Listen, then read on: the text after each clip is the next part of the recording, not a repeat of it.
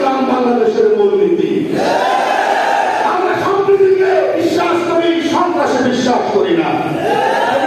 ইসলাম বাংলাদেশ বরাবরই বলে থাকে ভারতের জয় শ্রীরাম স্লোগান দিয়ে মুসলমানদেরকে হত্যা করা সন্ত্রাস। এটি কোন দ্বিমত আছে? ভারতের বিজেপি সরকার জয় শ্রীরাম স্লোগান দিয়ে সংখ্যালঘু মুসলমানদেরকে নির্বিচারে হত্যা করবে, আসামের মুসলমানদেরকে তাদের নাগরিকত্ব বাতিল করে তাদের বিতাড়িত করবে, এটা সন্ত্রাস। বাংলাদেশে সংখ্যাগরিষ্ঠ মুসলিম রাষ্ট্র, মুসলিম সংখ্যাগরিষ্ঠ বাংলাদেশে পূজা মণ্ডপে পবিত্র কোরআন অপমান হবে, এটা 100% সন্ত্রাস।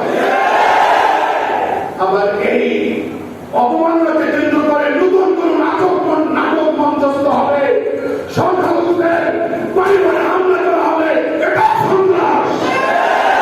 আমরা কোন সন্ত্রাসকে সমর্থন করি না। সন্ত্রাস নয়, সম্প্রীতি।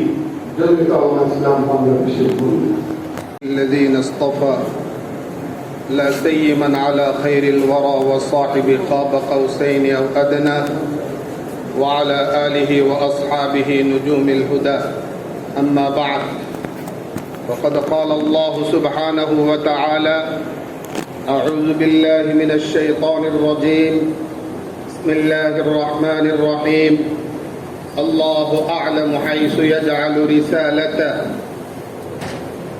وقالت خديجة رضي الله عنها بعدما قال النبي صلى الله عليه وسلم لقد خشيت على نفسي كلا والله ما يخزيك الله أبدا إنك لتصل الرحم وتحمل الكل وتكسب المعدوم وتقري الضيف وتعين على نوائب الحق اللهم صل على محمد وعلى آل محمد كما صليت على إبراهيم وعلى آل إبراهيم إنك حميد مجيد اللهم بارك على محمد وعلى آل محمد كما باركت على إبراهيم وعلى آل إبراهيم إنك حميد مجيد প্রিয় সংগঠন, ঐতিহ্যবাহী সংগঠন, শতবর্ষী সংগঠন, ব্রিটিশ বিরোধী আন্দোলনে নেতৃত্ব দানকারী ঐতিহাসিক সংগঠন জমিয়তে উলামা ইসলাম বাংলাদেশ ঢাকা মহানগর কর্তৃক আয়োজিত অধ্যকার এই সিরাতুন নবী কনফারেন্সে উপস্থিত জমিয়তে উলামা ইসলাম বাংলাদেশের সম্মানিত সহ সভাপতি, বর্ষিয়ান রাজনীতিবিদ আল্লামা আব্দুর রবি ইউসুফী দামাত বারাকাতুহুম, উপস্থিত জমিয়তে উলামা ইসলাম বাংলাদেশের সহ সভাপতি, বিশিষ্ট ইসলামী চিন্তাবিদ, ইতিহাসবেত্তা ও শাইখুল হাদিস আল্লামা উবাইদুল্লাহ ফারুক দামাত বারাকাতুহুম, মঞ্চে উপস্থিত জমিয়তে উলামা ইসলাম বাংলাদেশের যুগ্ম মহাসচিব মুজাহিদে মিল্লাত আল্লামা শামসুদ্দিন কাসেমী রহমতুল্লাহি আলাইহির সুযোগ্য সন্তান, সুযোগ্য উত্তরসূরি মাওলানা বাহাউদ্দিন জাকারিয়া দামাত বারাকাতুহুম সহ জমিয়তে উলামা ইসলাম বাংলাদেশ কেন্দ্রীয় কমিটি ও মহানগর কমিটির সম্মানিত নেতৃবৃন্দ, বিভিন্ন পর্যায়ের দায়িত্বশীল বৃন্দ, আমার সামনে উপস্থিত সম্মানিত সাথী ও বন্ধুগণ, প্রথমে আমি মহান সৃষ্টিকর্তা আল্লাহ রাব্বুল আলামিনের দরবারে লাখো কোটি শুকরিয়া আদায় করছি, যিনি দেশ ও জাতির ক্রান্তিকালে আমাদেরকে আজ জাতীয় প্রেস ক্লাব মিলনায়তনে ইমামুল আম্বিয়া, মানবতার মুক্তির দুশারি হযরত মুহাম্মদুর রাসূলুল্লাহ সাল্লাল্লাহু আলাইহি ওয়াসাল্লামের সিরতের আলোচনা উপস্থাপন করবার জন্য এই কনফারেন্সের আয়োজন করবার তৌফিক এনায়েত করেছেন। আমরা মহান সৃষ্টিকর্তা রব্বুল আলামিনের শাহী দরবারে কালিমাতুশ শুকর পড়ে নেই আলহামদুলিল্লাহ। অতঃপর আমি শুকরিয়া জানাই প্রিন্ট এবং ইলেকট্রনিক্স মিডিয়ার যারা সাংবাদিক বন্ধুগণ, ভাই বোনেরা আসছেন, আইন শৃঙ্খলা রক্ষার দায়িত্বে নিয়োজিত যারা আসছেন, সকলকে মোবারকবাদ জানাই আপনারা যারা উপস্থিত হয়েছেন আপনাদের সবাইকে। আল্লাহ যেন আমাদের এই মিলন মেলাকে কবুল করেন, আজকের এই সিরাতুন নবী সাল্লাল্লাহু আলাইহি ওয়াসাল্লাম কনফারেন্সকে কবুল করেন। বিগত আলোচকবৃন্দ সুনির্দিষ্ট বিষয়বস্তুর উপরে দীর্ঘ সময় পর্যন্ত আলোচনা উপস্থাপন করেছেন। নিঃসন্দেহে তাদের আলোচনা অত্যন্ত গুরুত্বপূর্ণ এবং জ্ঞানগর্ভ আলোচনা তারা করেছেন। আমি আপনাদের দৃষ্টি আকর্ষণ করছি প্রথমে এই কথা দিয়ে যে মানুষের জীবন চরিত্রের দুটি অংশ মৌলিকভাবে, একটি অংশ হচ্ছে সামাজিক আর একটি অংশ হচ্ছে পারিবারিক। দুনিয়ার জীবনে আমরা দেখি কেউ সামাজিক ভাবে মানুষের সাথে খুব ভালো ব্যবহার করে, কিন্তু পরিবারের সাথে, পরিবার বর্গের সঙ্গে, স্ত্রী সন্তানের সাথে খুব বাজে আচরণ করে, দুর্ব্যবহার করে, তাদের হক অধিকার প্রতিষ্ঠা করতে স্বাচ্ছন্দ্য বোধ করে না। অপরদিকে আমরা কাউকে দেখি পরিবারের সবার সাথে তার আচরণ ভালো, কিন্তু সামাজিক আচার অনুষ্ঠানে তিনি জুলুম করে যাচ্ছেন, শোষণ করে যাচ্ছেন, মানুষের অধিকার হরণ করে যাচ্ছেন, মানবাধিকার ধ্বংস করে যাচ্ছেন। মানুষের জীবন চরিত্রের মৌলিক দুটি পাঠ, একটি সামাজিক, অপরটি পারিবারিক। বিশ্বনবী জনাব মুহাম্মদুর রাসূলুল্লাহ সাল্লাল্লাহু আলাইহি ওয়াসাল্লাম উভয় দিক থেকে অনুপম চরিত্র মাধুর্যের অধিকারী ছিলেন। তার চরিত্রের উপরে কোন স্পট, কোন অনৈতিকতার কালিমালেপন করার ধৃষ্টতা যদি কেউ প্রদর্শন করে, তাহলে সেই ধৃষ্টতা প্রদর্শনকারী হবে পৃথিবীর 1 নম্বর সন্ত্রাসী। বিন্দু মাত্র সন্দেহ। আপনারা লক্ষ্য করে দেখবেন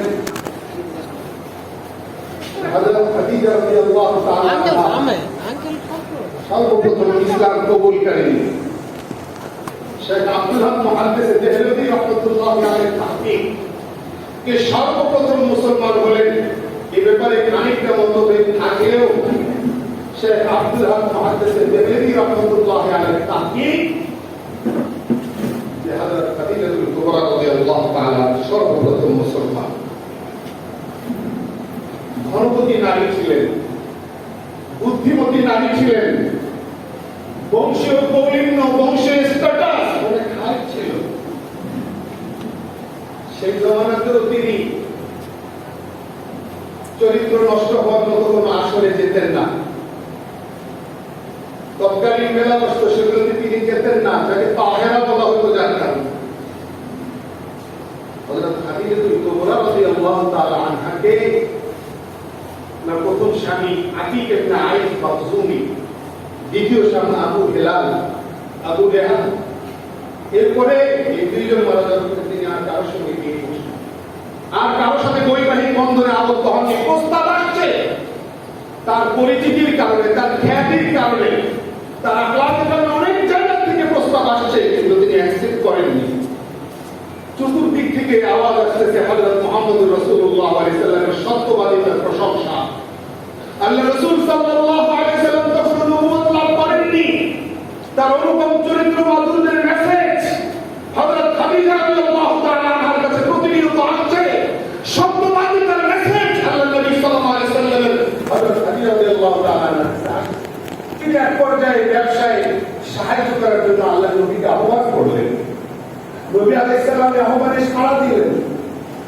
আগে এই প্রশংসা শুনে আসছেন, ব্যবসার কাজে আল্লাহ নবী সাল্লাল্লাহু আলাইহি ওয়াসাল্লাম আমাদের খাদিজাকে সাহায্য করবার জন্য যখন সফর করলেন এবং অধিক মুনাফা নিয়ে ফিরে আসলেন, ওই সফরে অলৌকিক কিছু ঘটনার বিবরণ শুনলেন এবং রাসূল আকরাম সাল্লাল্লাহু আলাইহি ওয়াসাল্লামের বিশ্বস্ততা, আমানতদারিত্ব যখন বাস্তব রিপোর্ট তিনি পেলেন, এক পর্যায়ে আকৃষ্ট হয়ে হযরত রাসূল আকরাম সাল্লাল্লাহু আলাইহি ওয়াসাল্লামের কাছে বিয়ের প্রস্তাব দিলেন।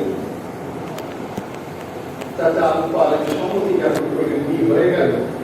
নবী আলাইহিস সালাম খাদিজা রাদিয়াল্লাহু আনহা ঘর থেকে আপ-ডাউন করলেন। এক পর্যায়ে ওহী চলে আসে। যখন ঘরে এসে আল্লাহ রাসূল সাল্লাল্লাহু আলাইহি ওয়াসাল্লাম বললেন, লাকাদ খাশিতু আলা নাফসি,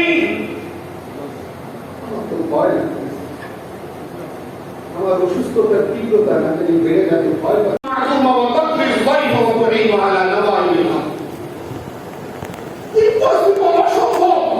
আল্লাহ আপনাকে কখনো লাঞ্ছিত করতে পারেন না, অপমানিত করতে পারেন না, পদস্থ করতে পারেন না, আপনার কোনো অনিষ্ট অপমান করতে পারেন না, কারণ আমি আপনার চরিত্রে কোনো খুব পাই নাই। অনৈতিকতা কখনই আপনাকে স্পর্শ করেছে আমি দেখি নাই। আল্লাহ আপনাকে কখনো লাঞ্ছিত করবেন না, কারণ আপনি আত্মীয়দের সেটা আত্মীয়তার সম্পর্ক রক্ষা করেন। দুর্বলদের বোঝা তাদের ভার আপনি বহন করেন, মেহমানদের কদর করেন, আপ্যায়ন করেন, এবং যারা বিপদগ্রস্ত, যারা দুর্দশাগ্রস্ত তাদের উদ্ধার করবার জন্য, অক্ষমদেরকে আপনি উদ্ধার করবার জন্য, বিপদগ্রস্তদেরকে বিপদ থেকে উদ্ধার করার জন্য আপনি হাতিয়ে পড়েন। আপনার চরিত্রে কোনো খুঁত আমি পাইনি। এই তো ঐতিহাসিক বক্তব্য বুখারী শরীফের রিওয়ায়াতে আমরা পড়াই। পৃথিবীর সর্বপ্রথম এই নারী রাসূল আকরাম সাল্লাল্লাহু আলাইহি ওয়াসাল্লামের ওহী প্রথম বাণীগুলো আল্লাহ নাযিল করবার পরে যখন ঘরে এসে বললেন, নুজুলের ওহীর প্রেক্ষাপট যখন আল্লাহ নবী খাদিজা রাদিয়াল্লাহু আনহার কাছে উপস্থাপন করলেন, ভয়ের কথা ব্যক্ত করলেন, আম্মা জান খাদিজা কি বললেন, কেন বললেন? বিয়ের আগে আল্লাহর নবীর চরিত্র মাধুর্যের মেসেজ যেটা তিনি পেয়েছেন, সত্যবাদিতার কথা যেটা তিনি শুনেছেন, সেগুলো বিয়ের পরে একবারে শতভাগ তিনি ফলো করেছেন কাছে দেখে। মুহতারাম হাজিরিন, হযরত খাদিজা রাদিয়াল্লাহু তাআলা আনহা কি দেখে নবী সাল্লাল্লাহু আলাইহি ওয়াসাল্লাম দিকে ঝুঁকতেন? যদি আমরা এই প্রথম অবস্থাটা একটু স্টাডি করি তাহলে বিষয়টা পরিষ্কার হয়ে যায়। আল্লাহ নবী সাল্লাল্লাহু আলাইহি ওয়াসাল্লাম লাভ কি ছিল?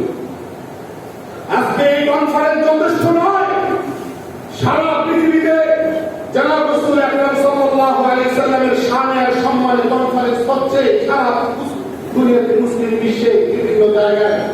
এই কনফারেন্সগুলোতে আল্লাহর নবীকে আমরা হাইলাইট করতে পারবো না, বরং আল্লাহর নবীর সিরতের আয়োজন করে এই কনফারেন্সগুলোতে আমরা বজুনিয়ার দাবি মানব। হযরত রাসূল আকরাম সাল্লাল্লাহু আলাইহি ওয়াসাল্লামের প্রতি যে সর্বপ্রথম এই নারী ঝুঁকলেন, কি দেখে ঝুঁকলেন? এই বিষয়টাকে যদি আমরা একটু স্টাডি করি তাহলে পরিষ্কার হয় যে চরিত্র মাধুর্য দিয়েই রাসূল আকরাম সাল্লাল্লাহু আলাইহি ওয়াসাল্লাম স্টার্ট করেছেন। মুহতারাম হাজির, যখন নবী আলাইহিস সালাম নবী হলেন, নবুয়তের আসনে আসীন হলেন, তখনকার কথা, নবুয়তি জিন্দেগীর কথা। যুকিরাত ইমরাতুন ইনদা রাসূলিল্লাহ সাল্লাল্লাহু আলাইহি ওয়াসাল্লাম বিকাসরাতি সালাতিহা ওয়া সিয়ামিহা ওয়া সাদাকাতিহা। সাহাবায়ে কেরাম নবী আকরাম সাল্লাল্লাহু আলাইহি ওয়াসাল্লামের সামনে একজন নারী প্রসঙ্গ আনলেন যে রাসূলুল্লাহ, ওই নারী খুব নামাজ পড়ে, ফরজ তো পড়ে, নফল পড়ে, রমজান মাসে ফরজ রোজা তো রাখে, সারা বছর নফল রোজা রাখে, যাকাত তো দেয়, আরো দান খয়রাত করে। এটা একটা প্রবলেম। ওয়ালাকিন্নাহা তুযি জারাহা, প্রবলেম, তিনি প্রতিবেশীকে কষ্ট দেন। নবী আলাইহিস সালাম ডিক্লেয়ার করলেন, ইন্নাহা ফিন্নার, সে জাহান্নামী। وذكرت امرأة عند رسول الله صلى الله عليه وسلم بقلة صيامها وصلاتها وصدقاتها। আরেকজন নারী প্রসঙ্গ উপস্থাপিত হলো, ইয়া রাসূলুল্লাহ, ওই নারী আগের নারীর তুলনায় এত বেশি নামাজ পড়ে না, এত বেশি রোজা রাখে না, এত বেশি দান খয়রাত করে না, কোন রকম ফরজটা আদায় করে, নামাজ রোজা যাকাত ফরজটা আদায় করে, নফল এত বেশি পড়ে না। ওয়ালাকিন্নাহা লা তুযিবা, ওই প্রতিবেশীকে কষ্ট দেয় না, আশপাশে কাউকে কষ্ট দেয় না। নবী আলাইহিস সালাম ডিক্লেয়ার করে দিলেন, না আপনি জান্নাত, তিনি জান্নাতি। নবী আলাইহিস সালাম মানুষ দূরের কথা, একটা প্রাণীরও অধিকার প্রতিষ্ঠা করেছেন, ডিক্লেয়ার করেছেন ইমরাতুন। জমিয়ত ওলামা ইসলাম বাংলাদেশের মূলনীতি, আমরা সম্প্রীতিকে বিশ্বাস করি, সন্ত্রাসে বিশ্বাস করি না। জমিয়ত ওলামা ইসলাম বাংলাদেশ বরাবরই বলে থাকে, ভারতের জয় শ্রীরাম স্লোগান দিয়ে মুসলমানদেরকে হত্যা করা সন্ত্রাস। এটি কোনো দ্বিমত আছে? ভারতের বিজেপি সরকার জয় শ্রীরাম স্লোগান দিয়ে সংখ্যালঘু মুসলমানদেরকে নির্বিচারে হত্যা করবে, আসামের মুসলমানদেরকে তাদের নাগরিকত্ব বাতিল করে তাদের জীবিকায়িত করবে, এটা সন্ত্রাস।